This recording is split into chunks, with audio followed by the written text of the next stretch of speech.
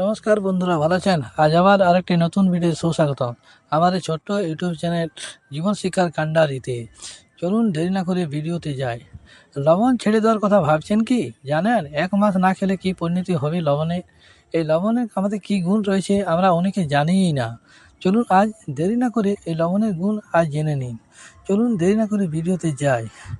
প্রকৃতি আমাদের শরীরকে এমনভাবে তৈরি করেছে যে এটি যা শোষণ করতে পারে তার পরিমাণ নির্দিষ্ট করেছেন। আমরা যদি বেশি খাই তাহলে সমস্যা হয়, কম খেলেও সমস্যা হয়। শরীর উভয় অবস্থায় মেনে নেয় না। লবণের ক্ষেত্রেও তাই। প্রায় বলা হয় লবণ যতটা সম্ভব কম খাওয়া উচিত। লবণে প্রধানত 60% সোডিয়াম এবং 40% রয়েছে ক্লোরাইড থাকে। আমরা যে লবণ খাই তাতে আরও অনেক উপাদান যোগ হয়, যেমন iodine, iron, folic acid, potassium ইত্যাদি। সোডিয়াম আমাদের জন্য গুরুত্বপূর্ণ কারণ এটি আমাদের শরীরের তরলের ভারসাম্য বজায় রাখে। এটি স্নায়ু এবং পেশিগুলির কাজকে সহজ করে তোলে। এটি শরীরে ইলেকট্রোলাইট তৈরি করে যা স্নায়ুর কার্যকারিতা এবং মস্তিষ্ক থেকে শরীরের অংশে এবং সেই অঙ্গগুলি থেকে মস্তিষ্কে বার্তা আদান প্রদানে সহায়তা করে। এটি বিপি, হার্ট ইত্যাদি নিয়ন্ত্রণ করে। তাই লবণ আমাদের জন্য খুবই গুরুত্বপূর্ণ, কিন্তু এটা খাওয়ার একটা সীমা আছে। দিনে 5 গ্রাম লবণ খাওয়াই যথেষ্ট, কিন্তু অনেকে এর চেয়ে বেশি পরিমাণে গ্রহণ করেন, যার বিপজ্জনক পরিণতি রয়েছে।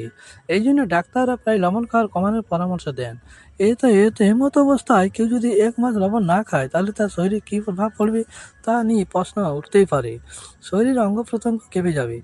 ইন্ডিয়ান এক্সপ্রেসের খবরে চিকিৎসকদের বরাত দিয়ে বলা হয়েছে, কেউ যদি লবণ খাওয়া বন্ধ করে দেয় তাহলে প্রথমে শরীরে জল থাকবে না।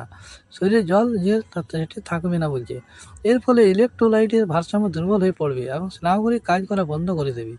যখন আপনার স্নায়ু কাজ করা বন্ধ করে দেবে তখন কিছুই আপনার মাথায় আসবে না, এমনকি আপনার কি করতে হবে সেটা মনে থাকবে না।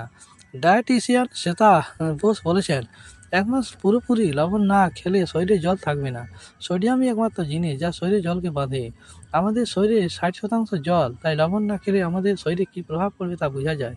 শরীর থেকে জল সরে গেলে শরীরে হাড়ের খাঁচা হতে শুরু করবে, অস্থি পাঁজর দেখা যাবে, শরীরে প্রতিটি অঙ্গ কেঁপে যাবে, কমাতেও যেতে পারে এই কাজ করা ব্যক্তি। কেউ যদি সত্যি 1 মাস লবণ না খান তাহলে তিনি কোমায় চলে যেতে পারে, কারণ তখন সোডিয়ামের অভাবে রক্তচাপ খুব কম হয়ে যাবে। স্নায়ুগুলি কাজ বন্ধ করার কারণে জিহ্বায় স্বাদ কুড়ি মস্তিষ্কে স্বাদের কোনো সংকেত পাঠাবে না। সব কিছুর স্বাদ ফিকে হবে। এতে আপনার কিছুই খেতে ভালো লাগবে না।